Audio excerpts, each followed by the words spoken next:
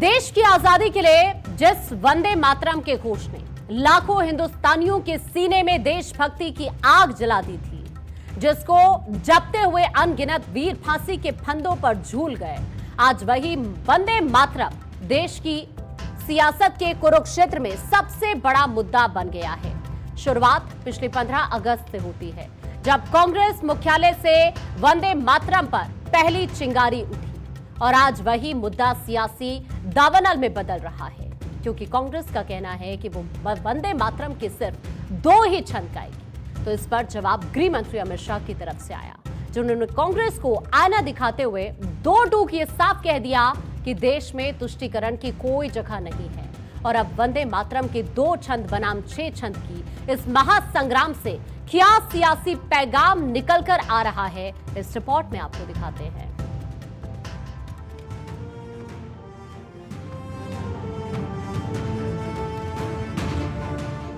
बंकिम चंद्र चट्टोपाध्याय की अमर रचना वंदे मातरम महज एक गीत नहीं, बल्कि इस राष्ट्र की आत्मा का शंखनाद है। लेकिन आज राष्ट्र की इसी आत्मा पर सियासत का सबसे बड़ा बवंडर खड़ा हो गया है। 150 साल पुरानी इस अमर कृति के बहाने देश की 2 सबसे बड़ी राजनीतिक ताकतें आमने सामने हैं। एक तरफ सत्ता के शिखर से गूंजती अमित शाह की हुंकार है, तो दूसरी तरफ विरोधों की तलवार लिए खड़े कांग्रेस के पहरेदार हैं। विवाद इस बात पर नहीं है कि वंदे मातरम गाया गया या नहीं, विवाद इस बात पर है कि वंदे मातरम पूरा क्यों नहीं गाया गया, और क्या इसे बीच में रोकने की कोशिश की गई।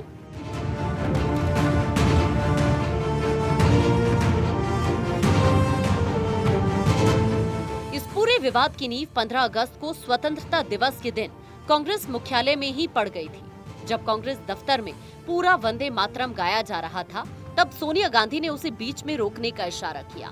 फिर वीडियो सोशल मीडिया साइट पर सुर्खियों का हिस्सा बन गया। कांग्रेस के दिग्गजों के असहज होने के दावे किए गए, लेकिन मुद्दा यहाँ खत्म नहीं होता।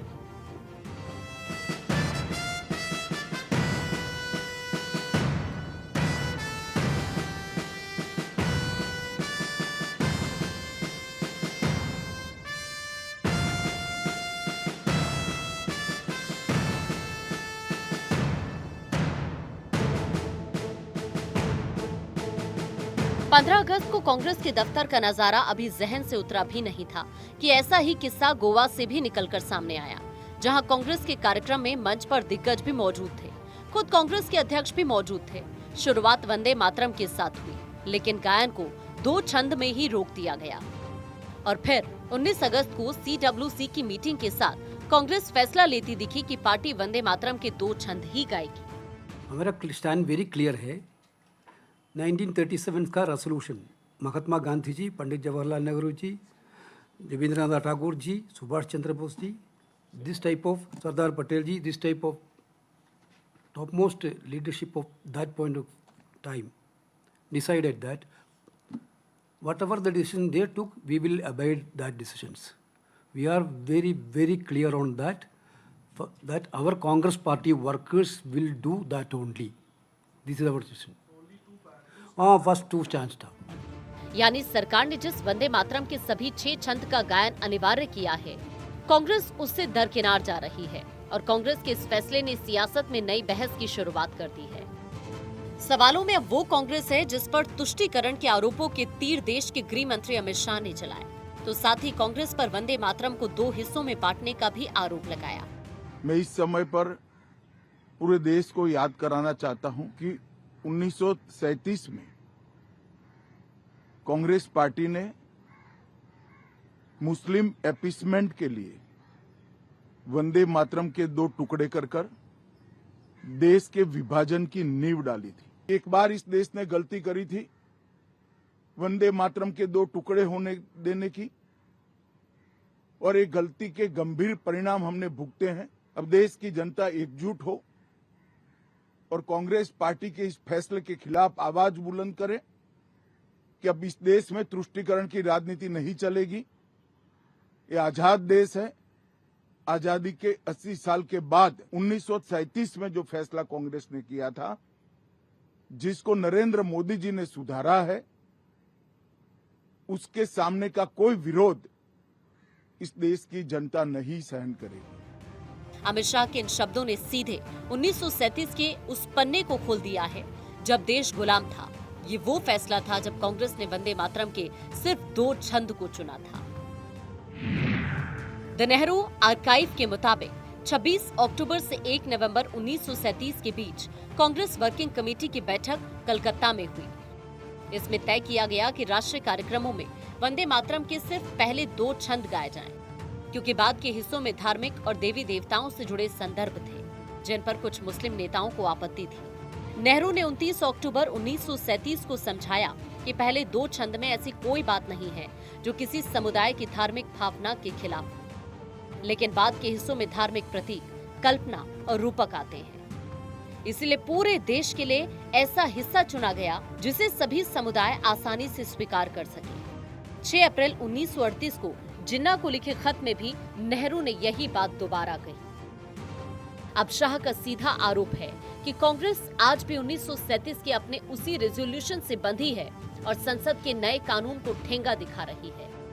यानी शाह का कहना है कि कांग्रेस का ये कदम उन लाखों शहीदों के बलिदान पर कालिख पोतने जैसा है, जिन्होंने इसी गीत को गाते हुए हंसते हंसते अपनी जान कुर्बान कर दी थी। लेकिन जब बीजेपी के आरोपों के तीर कांग्रेस के सीने पर लगे तो पार्टी को सामने आकर सफाई देनी पड़ी। ये कौन सी वर्किंग कमेटी के रेजोल्यूशन की बात कर रहे हैं? वो रेजोल्यूशन तो 1937 में हुई थी। हम संविधान की बात करते हैं, हम कॉन्स्टिट्यूएंट असेंबली की बात करते हैं, हम 1937 की उस रेजोल्यूशन की बात करते हैं जिस रेजोल्यूशन के आर्किटेक्ट सरदार पटेल, नेताजी सुभाष चंद्र बोस, महात्मा गांधी, पंडित जवाहरलाल नेहरू, सी राजगोपालाचारी, मौलाना अब्दुल कलाम आजाद, ये सब थे। कांग्रेस कुर्सी का तर्क दे रही है, लेकिन अमित शाह इसे राहुल गांधी के नेतृत्व में तुष्टीकरण का नया अध्याय बता रहे हैं। अमित शाह ने साफ कर दिया है कि नरेंद्र मोदी सरकार ने वंदे मातरम के 150 साल पूरे होने पर इतिहास की उस भूल को सुधार लिया है जो दशकों पहले की गई थी।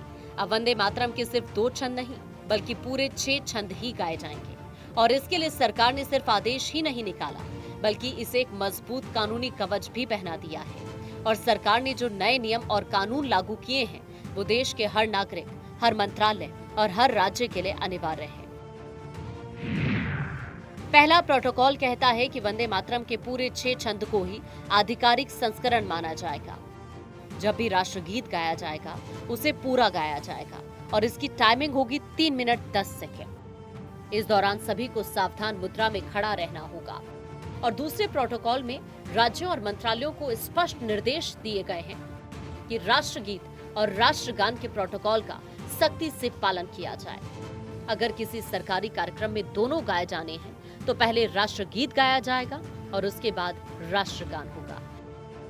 इसके साथ ही केंद्र सरकार ने अपने फैसले में यह भी साफ किया है कि राष्ट्रगीत को कब कब गाया जाएगा।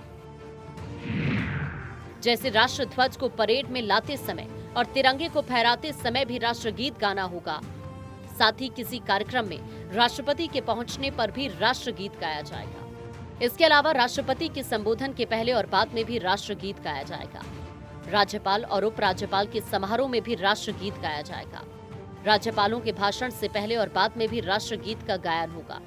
साथ ही सिविलियन ऑर्डर समारोह में भी राष्ट्रगीत को गाया जाएगा और स्कूल्स का कामकाज शुरू होने से पहले भी राष्ट्रगीत का गायन होगा। अब अगर कोई इसका अपमान करे तो सरकार ने इसका भी पुख्ता इंतजाम कर दिया है। जुलाई अगस्त 2026 में संसद के दोनों सदनों से prevention of insult to national honour amendment bill pass कराया गया और 11 अगस्त को ये कानून बन गया। कानून के तहत अगर कोई जानबूझकर वंदे मातरम के गायन को रोकता है तो उसे 3 साल तक की जेल हो सकती है। Prevention of insult to national honour act 1971 के संशोधन के मुताबिक राष्ट्रीय गीत का अपमान करना अपराध की श्रेणी में आया है। कोई व्यक्ति अगर राष्ट्रीय गीत गाने में व्यवधान पैदा करता है या वहां पर उपस्थित लोग अगर राष्ट्रीय गीत गा रहे हैं तो उसमें किसी प्रकार की अड़चन डालता है तो वो अपराध की श्रेणी में 3 वर्ष तक की सजा हो सकती है। अभी जो लेटेस्ट संशोधन आया उस संशोधन में राष्ट्रगान और राष्ट्रीय ध्वज के साथ राष्ट्रगीत को भी जोड़ दिया गया। खासतौर से कोई पॉलिटिकल पार्टीज के ऊपर ऐसी कंपल्शन नहीं है कि उन्हें राष्ट्रीय गीत गाना जरूरी है, लेकिन अगर एक बार शुरू हो जाता है तो वो जो है राष्ट्रीय गीत आखिरी उसके जो उसके अंतरा है वहां तक वो चलना चाहिए और उसके सम्मान में लोगों को खड़ा रहना चाहिए। यही इस कानून की मंशा है, यही इस कानून का आशय है। कानूनी पेंच अपनी जगह है, लेकिन राजनीतिक संदेश बिल्कुल साफ है। एक तरफ बीजेपी है जिसने वंदे मातरम के सभी 6 छंद को जरूरी बनाते हुए राष्ट्रभक्ति का संदेश दिया है, तो दूसरी तरफ कांग्रेस जो अपने पुराने फैसले पर अड़ी हुई है।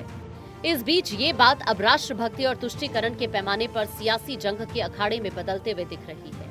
कांग्रेस वर्किंग कमेटी ने जो निर्णय लिया उससे कांग्रेस का राष्ट्र विरोधी चेहरा एक बार फिर सामने आया। देश ने फिर देखा कि कांग्रेस अपने आप को संसद से ऊपर मानती है, संविधान से ऊपर मानती है और वोट बैंक तुष्टीकरण की राजनीति के लिए एक बार फिर उनका चेहरा सामने आया है। बंकिम चंद्र चट्टोपाध्याय जी का अपमान पंडित नेहरू जी ने तो किया ही, उस समय की कांग्रेस ने भी किया। उस ऐतिहासिक भूल को सुधारने का अवसर मिला था, लेकिन एक बार फिर कांग्रेस ने दिखा दिया नहीं, उनको वोट ही जरूरी है, मुस्लिम तुष्टीकरण ही जरूरी है। 1875 में बंकिम चंद्र चट्टोपाध्याय की कलम से निकले इस गीत ने 1905 के बंग भंग आंदोलन से लेकर 1947 की आजादी तक देश को एक सूत्र में बांधे रखा। 1937 में जब कांग्रेस ने इसके पहले 2 छंदों को स्वीकार किया था, तब से लेकर आज तक 89 सालों का वक्त बीत गया है। लेकिन 2026 में जब एक तरफ सरकार इसे पूर्ण रूप से संवैधानिक और कानूनी छत्र छाया देकर राष्ट्रीय गौरव का प्रतीक बना रही है, तो वहीं कांग्रेस इसे अपनी पुरानी परंपरा और विचारधारा का हिस्सा बताकर 2 छंदों तक ही सीमित रखने पर अड़ी है।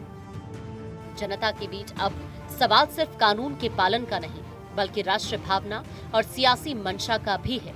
क्या राष्ट्रगीत का गायन भी राजनीतिक विचारधाराओं की भेंट चढ़ जाएगा? क्या 2026 का ये नया कानून देश में वंदे मातरम के संपूर्ण स्वरूप को नई पहचान देगा? सियासी संग्राम जारी है और फैसला देश की जनता की अदालत में है। Bureau report, Bharat 24।